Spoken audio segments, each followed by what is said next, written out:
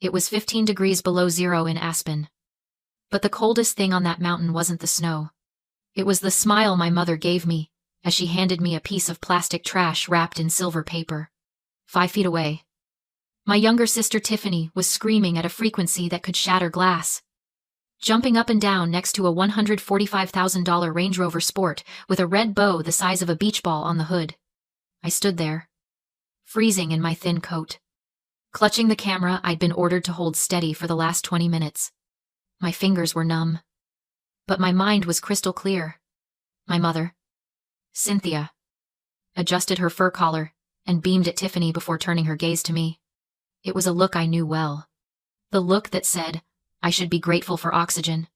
We spent a lot on Tiffany this year because she needs the confidence boost, she said, her voice bright and loud enough for the camera to pick up. Fair is fair. Lily, you understand. I looked down at the box in my hand. It was light. Cheap. I tore the paper. Inside was a black thermal tumbler with the Land Rover logo printed crookedly on the side.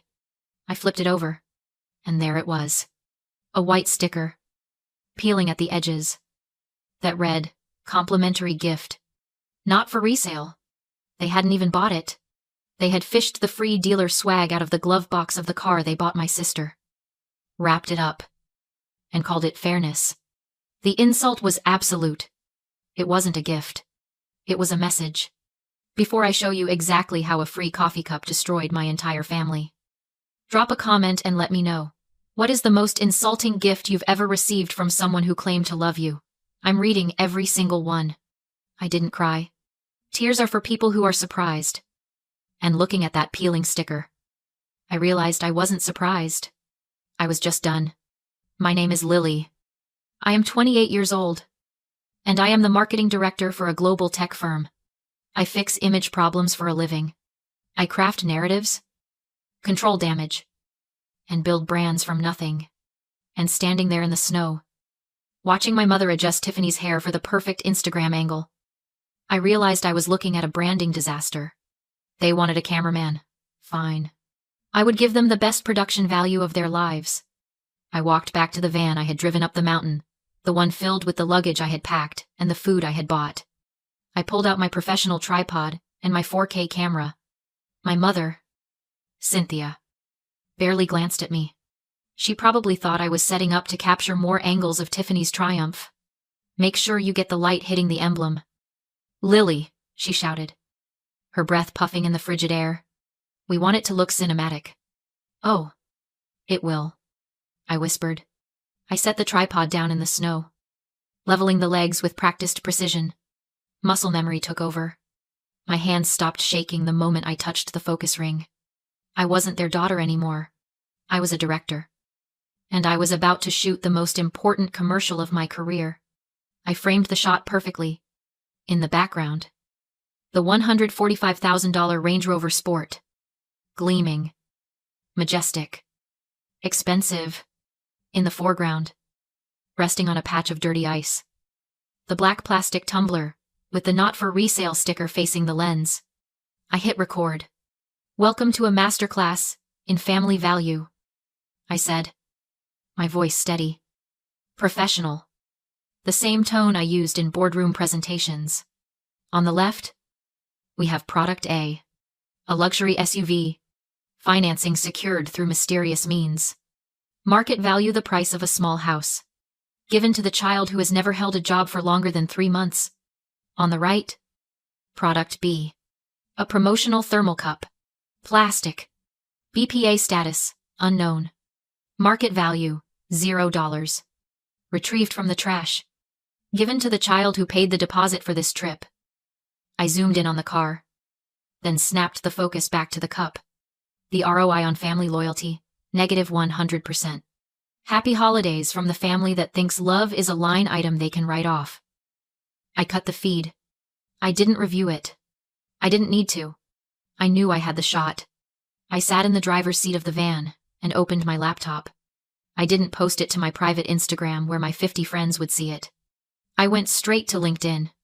I went to TikTok. I tagged the dealership. I tagged Land Rover. I tagged the luxury rental agency. I tagged my professional network of 20,000 marketers, brand strategists, and PR specialists. I typed the caption, "Point of view, when the budget goes to the favorite, and the freebie goes to the financier.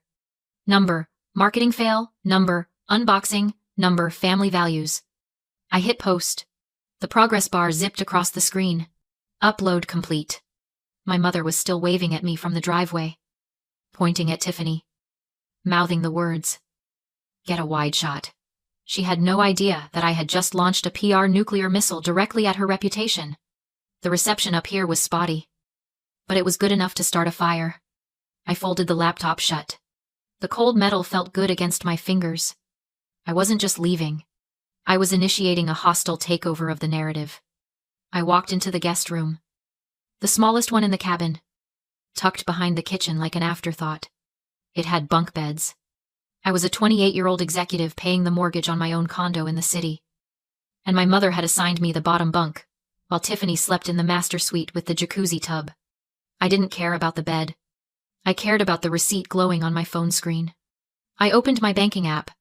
There it was. Processed 3 weeks ago. High-altitude luxury rentals. Charge, $3,000. I remembered the call vividly. My father, Robert, had phoned me in a panic while I was in a client meeting. "The card is declining. Lily," he'd said, his voice tight with that feigned helplessness he wore like a uniform. "It's a security glitch. The bank froze it because it's a large transaction. Can you put it on yours? Just to hold the reservation, I'll wire you the cash on Monday." Monday came and went. Then the next Monday, when I asked about it, my mother sighed and told me I was being transactional and ruining the holiday spirit. I hadn't just paid for the deposit. I had booked the flights. I had rented the van. I had driven that van 4 hours through a snowstorm while they napped in the back. I had planned the itinerary, made the dinner reservations, and bought the groceries. I wasn't a guest on this trip. I was the producer. I pulled my suitcase onto the bed and started throwing my clothes in. No folding. No organization. Just erasure. As I grabbed my camera bag, I paused.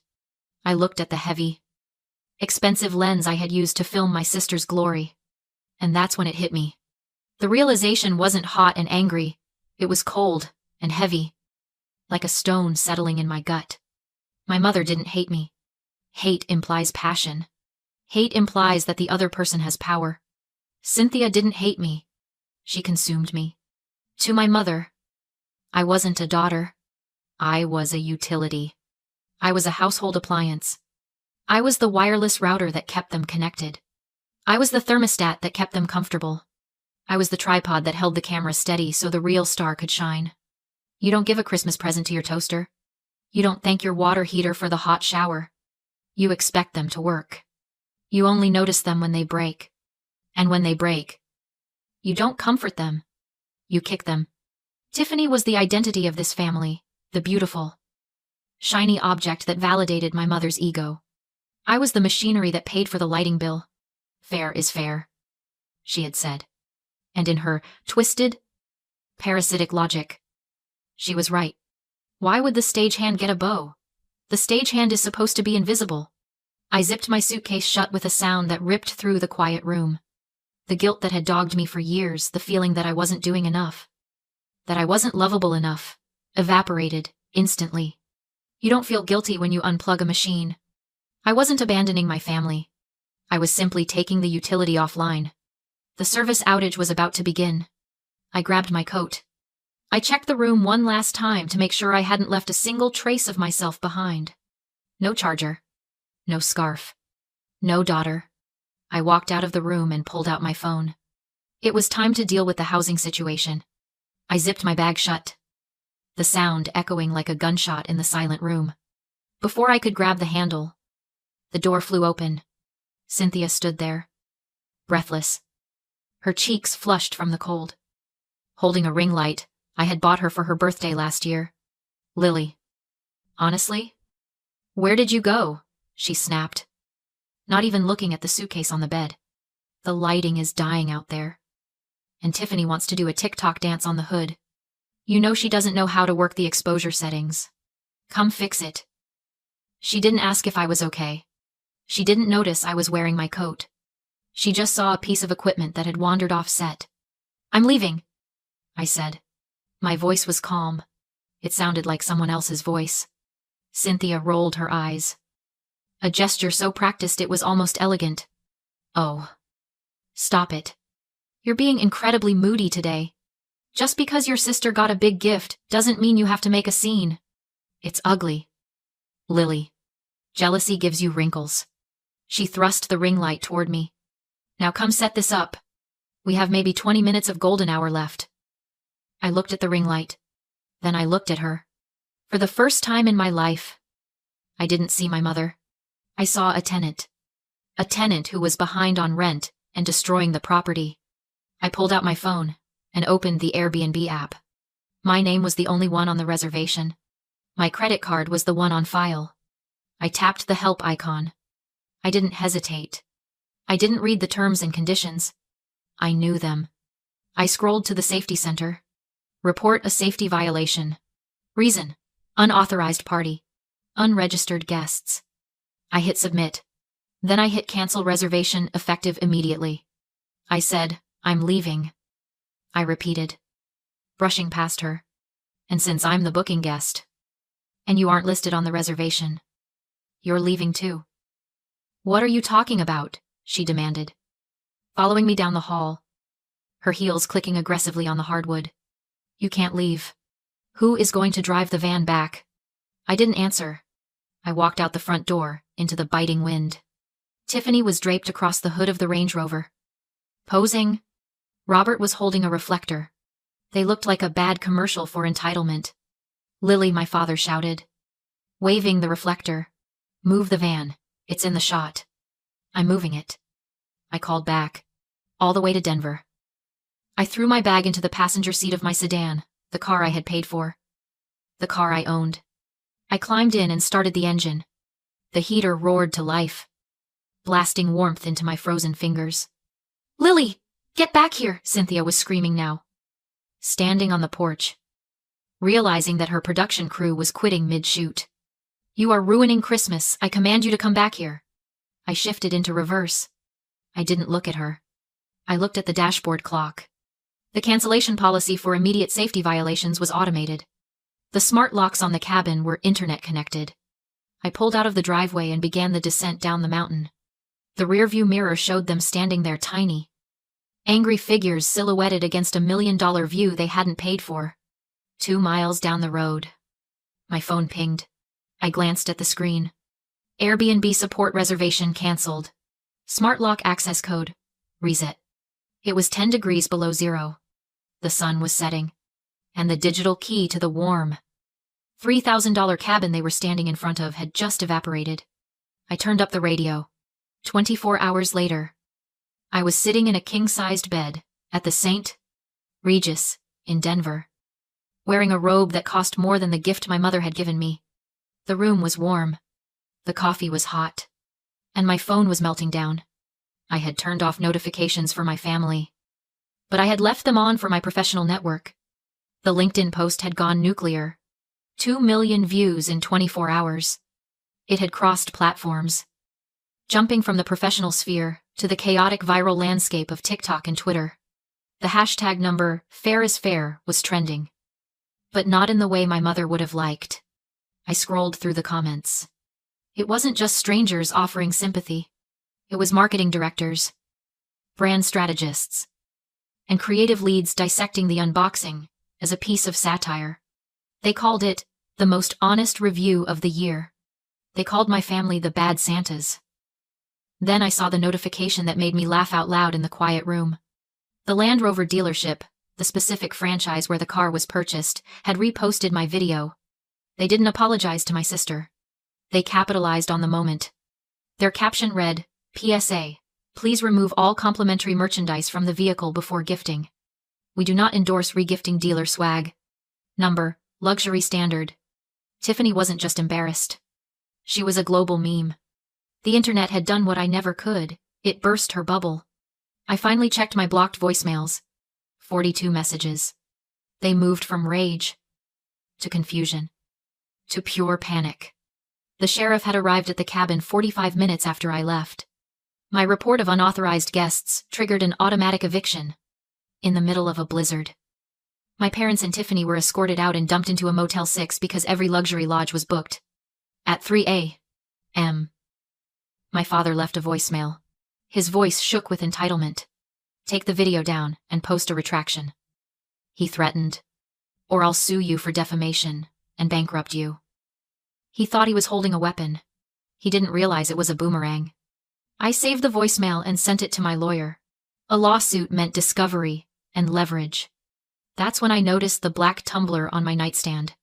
I peeled off the sticker and found a small QR code. Out of curiosity, I scanned it. The page that loaded made my blood run cold. "Welcome back, Lily." The dashboard showed a Range Rover Sport. The VIN, active financing, and the primary account holder, me. They hadn't bought the car. I had. The loan was $145. 000. Zero down. Predatory interest. $2. 400 a month. They had used my social security number. 6 months earlier, my mother had asked for it urgently to update insurance paperwork. I had trusted her. She forged my signature and buried me in debt. The car wasn't a gift to Tiffany. It was mine, paid by me, driven by her. And the Tumbler. It was the only thing they could give me without my credit. My father texted next. "Changing tactics. The car's in your name to help your credit." He wrote, "Tiffany drives it. We pay when we can. Don't blow this up." That was the trap. They were betting I'd stay silent to protect my credit. For a moment, I felt cornered. If I reported the fraud, my father could go to prison. If I didn't, I'd be enslaved to a 6-figure loan. Then I remembered the first rule of asset management. The owner controls the asset. I opened the app. Vehicle status unlocked. Location, Motel 6. Glenwood Springs. Fuel 15%. They were trying to leave. My phone rang my father, screaming, "The car won't start. Fix it." "You didn't buy anything," I said calmly, "and the car isn't broken." I tapped stolen vehicle assistance. It says, "Engine immobilized." "Doesn't it?" I continued. "That happens when the owner reports the vehicle stolen." Silence. I sent the GPS location to the sheriff and forwarded the financing documents and his voicemail admitting fraud. Sirens sounded in the background. "The police are here," Tiffany screamed. "Goodbye, Dad," I said, and ended the call. The app updated. Vehicle secured. Law enforcement on scene. The bank wiped the debt once they confirmed I was hundreds of miles away when the paperwork was signed. My credit was frozen, cleaned, and protected. My parents weren't so lucky. Identity theft and wire fraud destroyed what little they had left. Tiffany lost the car, the clout, and the followers. I sat in the quiet hotel room, picked up the cheap Tumbler, and laughed at the irony. If they hadn't tried to pass garbage off as generosity, I never would have scanned the code. They could have destroyed my credit quietly. But greed left breadcrumbs. They tried to save $20 on a Christmas gift and it cost them their freedom. I dropped the cup into the trash, ordered steak and eggs, and for the first time in my life, didn't worry about the bill. I wasn't paying for anyone else anymore.